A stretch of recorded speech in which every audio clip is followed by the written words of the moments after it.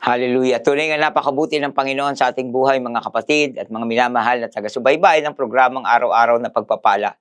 At sa araw na ito, bayaan nyo na makinig tayo ng kanyang salita na paghahatid sa atin ng panibagong sigla at lakas at patuloy pang paglagaw ng ating pananampalataya. Panginoon, marami pong salamat. Dear Holy Spirit, we bless you and we honor you.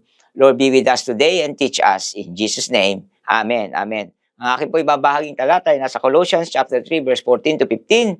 Sabi po dito, at higit sa lahat, magmahalan kayo dahil ang magdudulot ng tunay na pagkakaisa. Ito ang magdudulot ng tunay na pagkakaisa. Paghariin niyo sa mga puso ninyo ang kapayapaan ni Kristo, sapagkat bilang mga bahagi ng isang katawan, tinawag kayo ng Diyos upang mamuhay ng mapayapa. Dapat kayong maging mapagpasalamat. Yan nga po, no? Pinapakita nga po dito that love leads to peace. Kapag tayo po ay nagmamahal, patungo ito sa kapayapaan. Kaya kung meron man, alam niyo po, ang nagbubunga ng kapayapaan ay walang iba kundi ang pag-ibig. Okay? So, love is patient, love is kind, it is not easily angered. Sabi nga po sa 1 Corinthians chapter 13. So, kita niyo po kasi pag yun nga, no? Lagi tayong magagalitin, kulang tayo sa pasensya, ay talagang kailangan nating dumulog sa Panginoon. Hingi natin to. Kung meron pa tayong ganitong katangian, iwawaksin na natin ito. Dahil alam kong may kapangyarihan ang salita ng Diyos para mabago tayo. Okay, so God is love. And He is the one who gives us peace. Siya ay pag-ibig, no? At ang pag-ibig nito na mula sa Diyos, ito pinagmumulan talaga ng kapayapaan. Kaya napakaganda po na naramdaman natin, naranasan natin ang pagmamahal ng Diyos. Kung nang sa gayon ay tayo rin, natututo rin na tayo magmahal sa ating kapwa, no? At sabi nga ng Panginoon, maging sa iyong kaaway. So, kasi kung nasaan ang pag-ibig, nandoon ang pagiging pasensyoso, pagiging mabuti, okay? And peace naturally follows. Susunod na yung kapayapaan pag nandoon ang pag-ibig. Kaya napakabuti ng Panginoon na isa rin sa mga tinutukoy ng binasa nating talata, okay? Na siya ay pag-ibig, na po, at ang sino mang lumalapit sa kanya ay tunay nga hindi nagkakaroon ng puot sa kanyang puso. Kaya patuloy tayong mag-dwell sa presence ni Lord. Tama po yung araw-araw nating pakikinig dahil yan po ay naghahatid sa atin sa mapayapang pamumuhay.